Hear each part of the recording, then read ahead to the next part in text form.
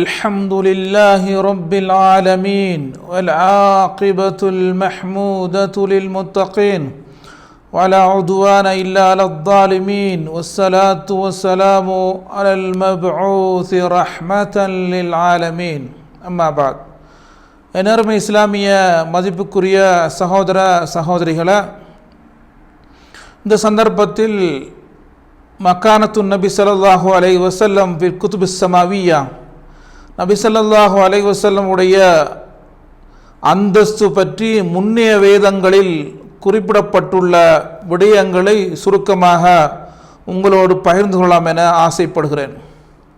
நபி ஸல்லல்லாஹு அலைஹி வஸல்லம் அவருடைய அந்தஸ்து பற்றி, சிறப்புகள் பற்றி அல் குர்ஆன் சிலாகித்து அதிகமான விடயங்களிலே அல்லாஹு தஆலா சொல்லி காட்டுகிறான்.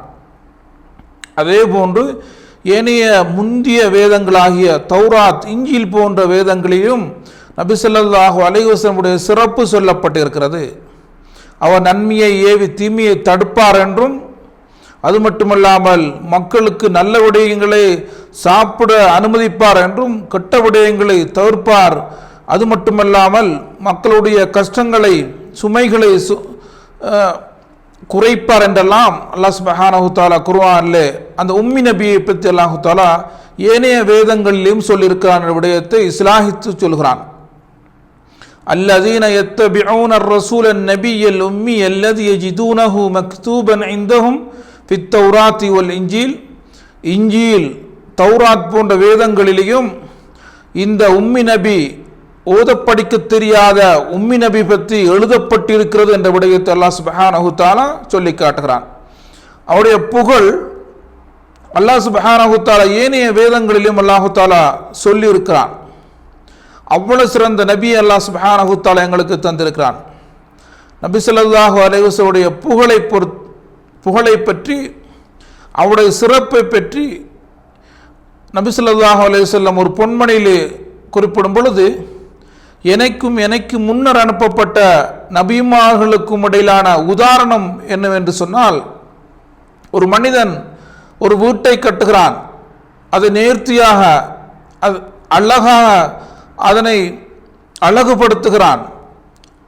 ஆனால் ஒரு இடத்தை மட்டும் ஒரு செங்கல்லை வைக்காமல் அதை ஓட்டையாக விட்டு விடுகிறான். அங்கே உள்ள மக்கள், அனைத்து மக்களும் அந்த வீட்டை சுற்றி வலம் வருகிறார்கள். அந்த வீடு பற்றி தன்னுடைய உள்ளங்களில் உள்ள கருத்துக்களை பகிர்ந்து கொள் மட்டுமல்லாமல், அந்த வீடு தனக்கு கவர்ச்சியாக நன்றாக இருக்கிறது, என்ற உள்ளத்தை கவர்ந்து இருக்கிறது என்றெல்லாம் சொல்கிறார்கள். ஆனால் ஒரே ஒரு குறைபாடு இருக்கிறது. ஒரு மூலையில் ஒரு செங்கல் வைக்காமல் இடைவெளியாக ஓட்டையாக விடப்பட்டிருக்கிறது. அது அடைக்கப்பட்டால் இதைவிட மிகவும் அழகாக இருக்கும் என்று அந்த மக்கள் கருத்து சொன்னார்கள். அப்போ நபி ஸல்லல்லாஹு அலைஹி வஸல்லம் அவர்கள் குறிப்பிடும் பொழுது, அந்த பூரண கட்டடம் இதுக்கு உதாரணம் சென்ற முன்னைய காலத்தில் அனுப்பப்பட்ட நபிமார்கள் அந்த கட்டடத்துக்கு உதாரணமாகும். அந்த கட்டடத்தில் உள்ள ஓட்டையை அடைத்தால் இவ்வளவு அழகாக இருக்குமோ, அந்த ஓட்டையை அடைக்கக்கூடிய அந்தஸ்தில் நான் இருக்கிறேன் என்று ஸல்லல்லாஹு அலைஹி வஸல்லம் அவர்கள் சொல்லி காட்டினார்கள். ஆகவே ஏனைய நபிமார்கள் அழகான ஒரு கட்டிடத்துக்கு உதாரணமாக சொல்லப்பட்டு, ஒரு சின்ன குறைபாடு, ஒரு இடைவெளி இருக்கிறது. அந்த இடைவெளியை ஸல்லல்லாஹு அலைஹி வஸல்லம் கொண்டு அல்லாஹ் தஆலா நிரப்பியிருக்கிறான். முன்னே வேதங்களை ஸல்லல்லாஹு அலைஹி வஸல்லம் பூர்ணப்படுத்துகின்ற, அதை நிரப்புகின்ற ஒரு மனிதராக அல்லாஹ் தஆலா ஆக்கியிருக்கிறான் என்ற விடயத்தை ஸல்லல்லாஹு அலைஹி வஸல்லம் சொல்லி காட்டுகிறார். ஆகவே முன்னே நபிமார்கள், முன்னே வேதங்களிலும் ரசூலுல்லாஹி ஸல்லல்லாஹு அலைஹி வஸல்லம் மகத்தான சிறப்புகள், பண்புகள் சொல்லப்பட்டிருக்கின்றன. எனவே அந்த சிறப்புகளை அறிந்து அதை எங்களுடைய வாழ்க்கை முன்மாதிரியாக எடுத்து வாழ்ந்து மரணிக்கிற நன்மக்களாக அல்லாஹ் தஆலா எங்கள் அனைவரையும் ஆக்கி அருள்வானாக.